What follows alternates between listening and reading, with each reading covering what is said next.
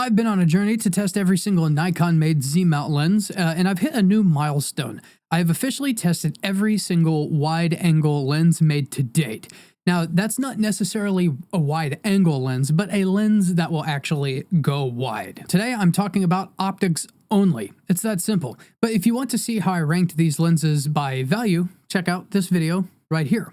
Before we begin, by wide angle, I mean 35 and wider, so if a zoom lens does cover that range, it will be included. Every single lens in this video I have either owned, do currently own, or at the very least, I have tested it and it has been experienced by me. Because of that, this list is kind of less opinion compared to other ranking videos that I've done. But that doesn't mean you can't respectfully disagree in the comments. To categorize these, I will be using the optical factors of my own scoring system, seen at zwadephotosales.com/theopticexplorer. Scores subject to change over time, so check back regularly. But I may move things around to break any ties that we have, or just as I see fit, as everything after this intro is going to be a mix of scripted notes and improvisation. Who knows where I'm actually going to land. The scores shown here will be the total scores from the optical categories only, so I will be factoring in sharpness, contrast, color saturation, black and white ability, overall image quality, and special look bonus. Special look bonus should be considered very, very rare, and 3 on overall image quality should be considered a top score, but in some rare cases, it is awarded an extra point, making it a 4. So if you're ready, let's go. All right, so we got our wide lenses out on the board here. DX 12-28 f3.5 to 5.6 PZ VR, 9 optical points. Mostly middle of the road optically, doesn't excel in any optical category, but really only suffers in black and white ability. 9 optical points, let's just stick this one right in the middle to start off with. The 14-30 f4S, 11 optical points. It excels in sharpness with a top score of 3, and every other optical factor is a 2, with many of them leaning closer to 3 than 2, but I don't do decimals and I always round decimals down. So this one beats the 12-28, so it can go there for now. The 14-24 f2.8S, 16 optical points. Perfect score except for a 2 in color saturation. It got the special look bonus, which is rare, but did not get the overall image quality special point. That point, that would make it 4, is real rare, so 3 in overall image quality, which this lens has, should be considered a top mark. This is leading the pack currently, so we'll stick that in our number 1 slot. The DX 16-50 f3.5 to 6.3 VR, 8 optical points. Sharpness got a 1, so did B&W, and it's 2s everywhere else. It's fine for a kit lens. 8 optical points puts it 1 point behind the 12-28, so right there will work for now. The 17-28mm f2.8, I gave it 10 optical points. This lens is absolutely middle of the road with 2s in every single category. So the 14-30 has 11, so that means it goes right between the 14-30 at 11 and the 12-28 at 9. The DX 18-140 f3.5 to 6.3 VR. I gave it 8 optical points. Its weaknesses are sharpness and B&W, and there's no top marks in any optic categories for this lens, but I do want to say it is a ton of fun to use. All right, so we have our first tiebreaker, and learning from my last one, I'm just going to keep the tiebreakers together for now. The 20mm f1.8S, one of my favorites. It got 16 optical points. It's top tier contrast, color saturation, extra point, and overall image quality for a total of 4, and it also got the special look bonus. It only gets 2s in sharpness and black and white ability, but sometimes I consider making B&W 3 because it seems wrong to consider it a 2 when it's so close to a 3, but I have a few lenses to test in the Nikon journey here to test every lens, so for now, we're keeping it at a 2. 16 optical points actually puts this tied with the 14-24 f2.8S. The 24mm f1.8S, I gave it 12 optical points. It got top scores in contrast and black and white ability. It's middle of the road everywhere else with no special points. Now we slightly beat out the 14-30, so we can stick that right there with its 12 optical points. If you thought the 24 f1.7 DX lens was going to be in this video, I'm sorry, whenever you incorporate the crop factor, it puts it at 36mm, just outside of the range for this video. So, sorry guys. The 24-70 f4S, 14 optical points. It got top scores everywhere except B&W, where it got a 2. Overall image quality is a 3, but it didn't get any special look bonus. This is way too good to be a kit lens. And this gets to hang out by itself. Let's stick it right there. The 24-200 f4 to 6.3. This is my worst rated lens ever. So bad that its overall score is less than some of the lens's optical points only. It got 1s in every single category for a total of 5 optical points. It just goes there. The 24-50 f4 to 6.3, 8 optical points. Its weaknesses optically are sharpness and black and white ability, and everything else is 2s. Just barely 2s though. Overall image quality, I give a 2 because, interestingly, this lens is just like okay when tested on individual categories, but the overall image quality as a whole image really isn't terrible. Optically, this lens isn't bad. It's just an extremely awkward focal length and variable aperture range, but that's not what we're testing. So optically, it's really not horrific. The 24-70 f2.8S, 15 optical points. It is basically a perfect score. It got a 4 in overall image quality, which is rare, and the special look bonus, which is also really rare. The only not perfect optical score is a 2 in black and white ability, but I assure you that this lens does lean closer to 3 in black and white ability. The 24-120 f4S, 9 optical points.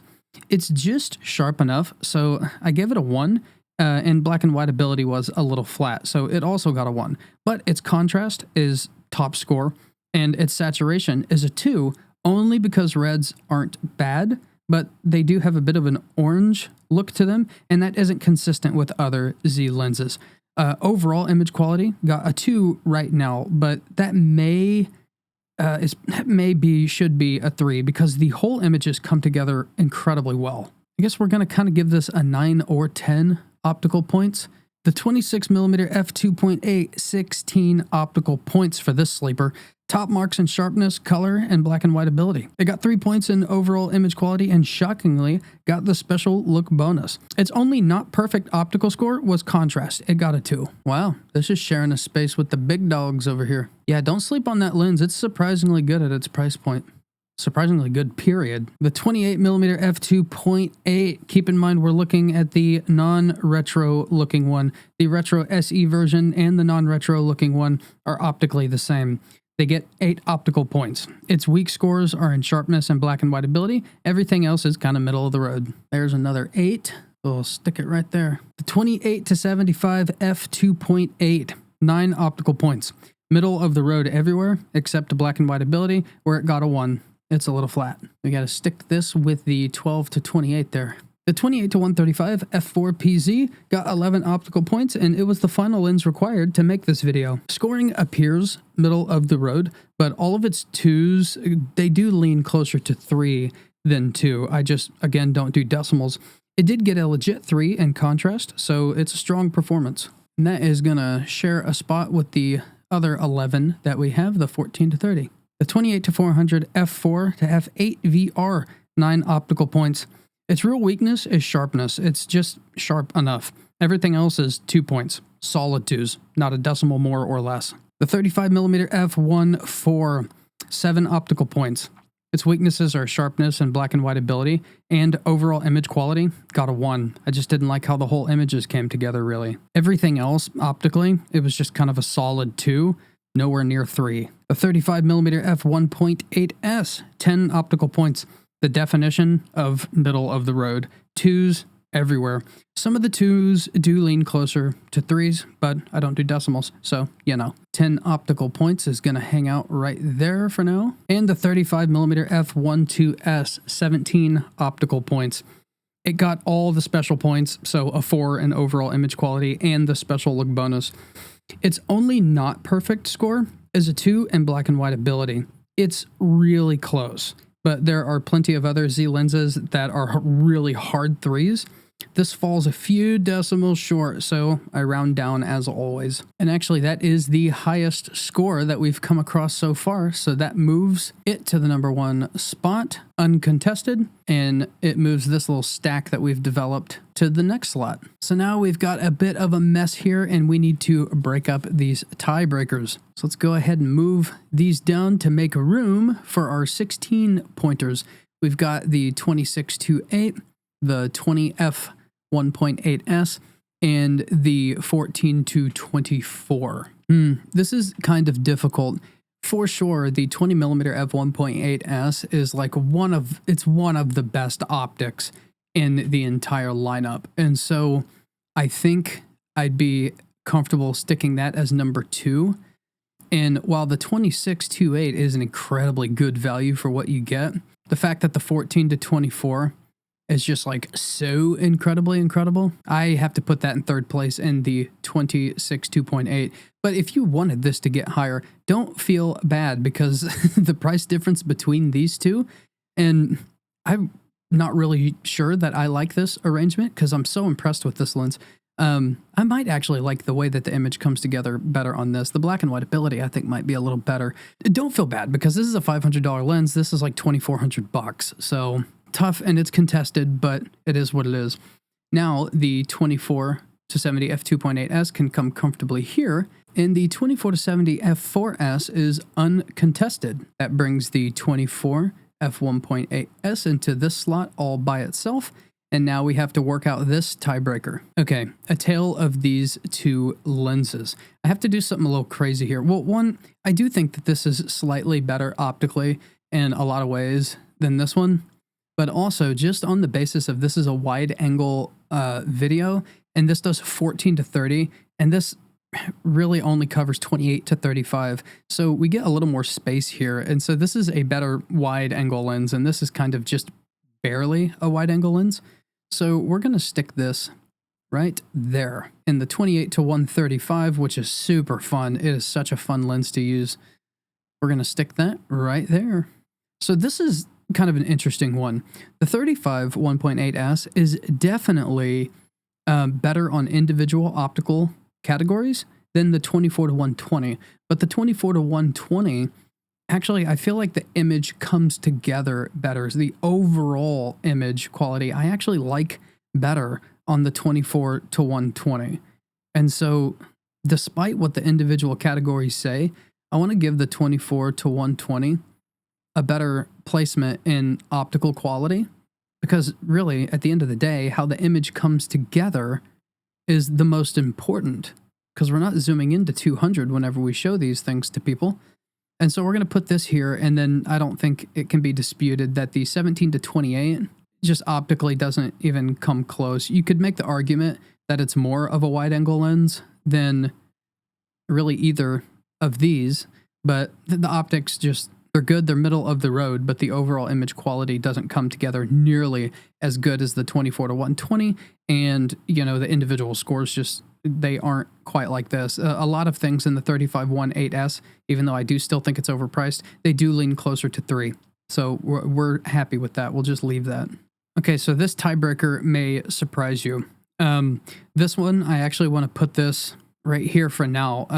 This 28-400 and the 28-75 technically cover the same amount of wide angle stuff. We'll think about that in a second. This, surprisingly, this lens, the overall images come together pretty well on this. And so I almost want to, okay, no, I was just thinking of something, but this lens is just 2s across the board.